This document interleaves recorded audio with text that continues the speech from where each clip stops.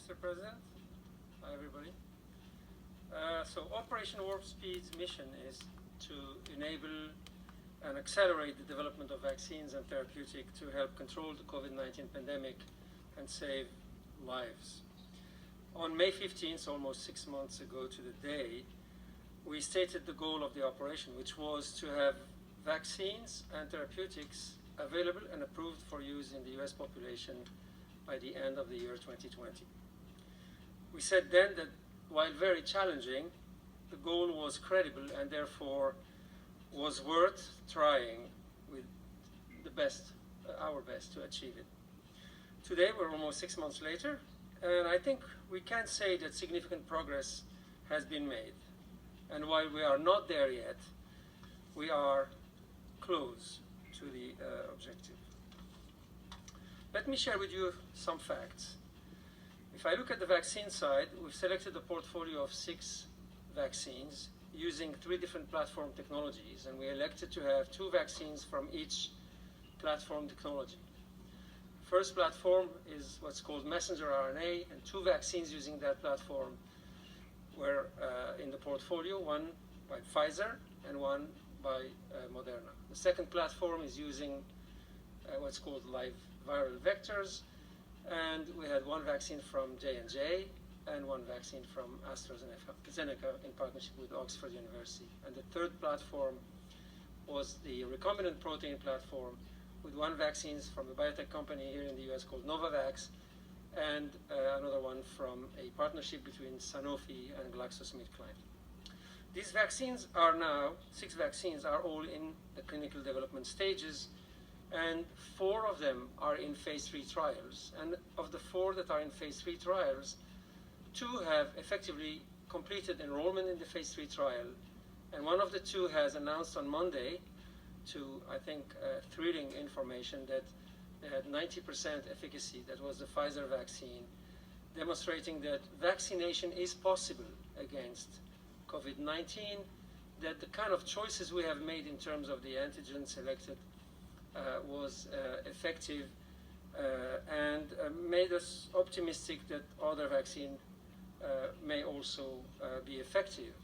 On Wednesday, the same week, just this Wednesday, Moderna, the other company with the vaccine using similar platform technology, messenger RNA, announced that they have achieved the number of cases in their trial to allow for a first interim analysis, and I would expect that shortly, probably next week, we may hear what I hope to be another very good information regarding an efficacious vaccine.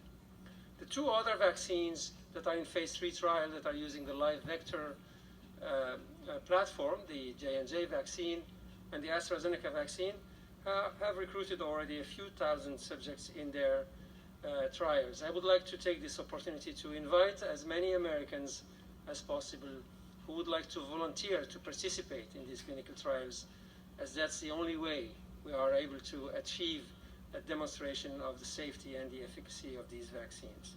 The last 2 vaccines, the recombinant protein vaccines, are planned to start their phase 3 trials within the next few weeks. And while we are developing this vaccine, we haven't only looked at the clinical development, of course, in partnership with the companies that are the sponsors for the vaccine. We also invested very significantly in the manufacturing of this vaccine in such a way as to, when we have the clinical efficacy demonstration with these vaccines, we would also have vaccine doses to be able to immunize the US population.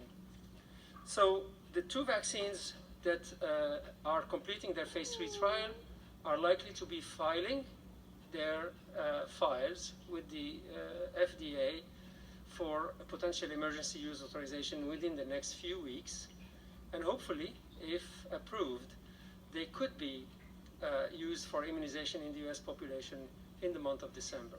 And we plan to have enough vaccine doses available for use in the US population to immunize about 20 million individuals in the month of December, and another 25 to 30 million per month on an ongoing basis from there on.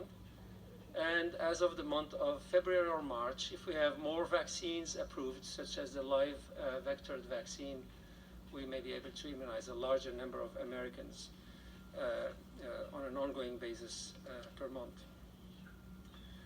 Operation Warp Speed didn't only focus on vaccines.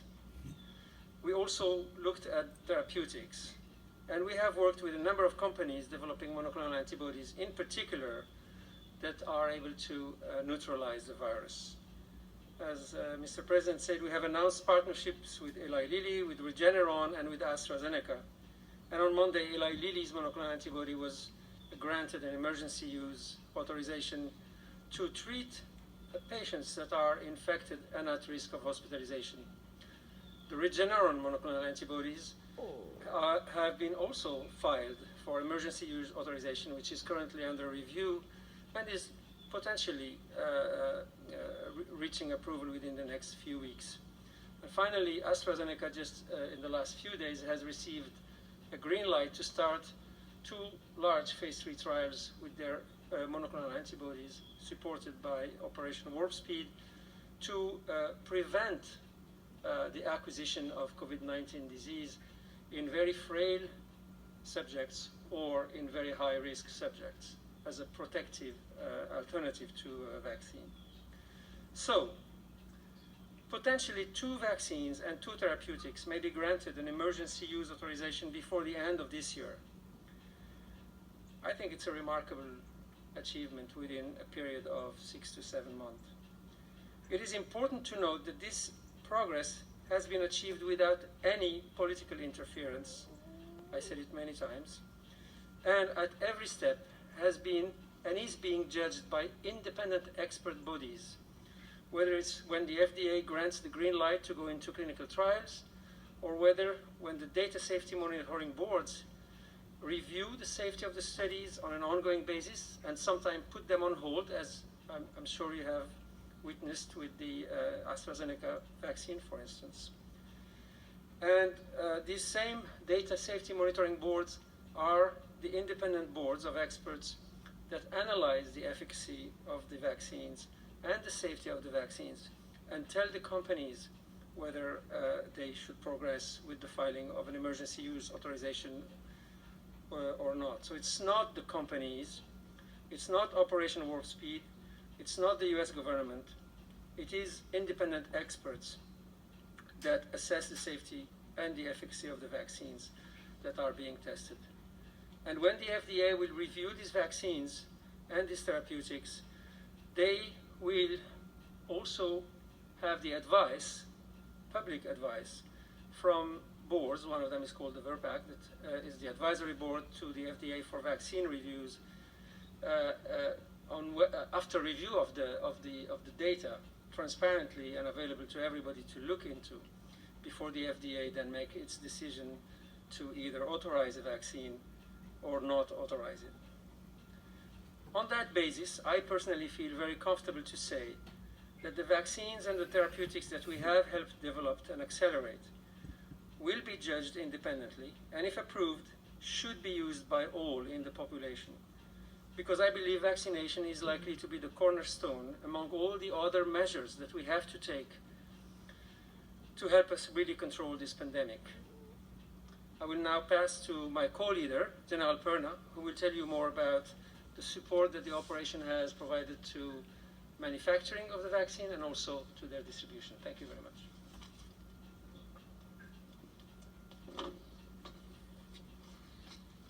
Mr. President, thank you for allowing me to continue service of our great nation as the co-leader with Dr. Moncef Slaoui on this mission. Let me start by emphasizing for me, what is Operational Warp Speed about? It is about saving lives. And it is a Herculean task that the President put us on many months ago. And as Dr. Slaoui just laid out, we are making steady progress and we are ready to execute. Through the whole of American approach, we have leveraged the best of nation in federal government, local, states, industry, and academia to expand the capacity and capability to achieve our mission. It has been powerful. We have capitalized on the best contracting, logistics, and planning experts available to synchronize and integrate all phases of the operation, from development of the vaccine, manufacturing of the vaccine, and finally distribution of the vaccine. 6 months ago, the capacity did not exist in our nation's pharmaceutical production base. We went to work building brick and mortar manufacturing facilities, bringing in the right specialized machinery and equipment, and prioritizing supply chain materials through the Defense Production Act. Today, we expect to have tens of millions of doses immediately following EUA, and we will distribute them as soon as the FDA applies the EUA.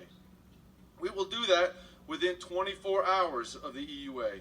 We are harnessing the strength of commercial industry and the existing vaccine delivery capabilities and infrastructure. Our nation deserves this. Vaccines will be allocated pro rata by population so that we ensure fair and equitable across. We need the states who are part of the planning to accept the vaccine. We are working closely along with the CDC, the 64 jurisdictions and states, to ensure vaccine can safely and quickly get to those who need it first. And then we have plans to ensure that it spreads exponentially across our country and that no place is left without a vaccine. At the end of the day, our success is going to be judged by the availability of the vaccine as the shots go in arms.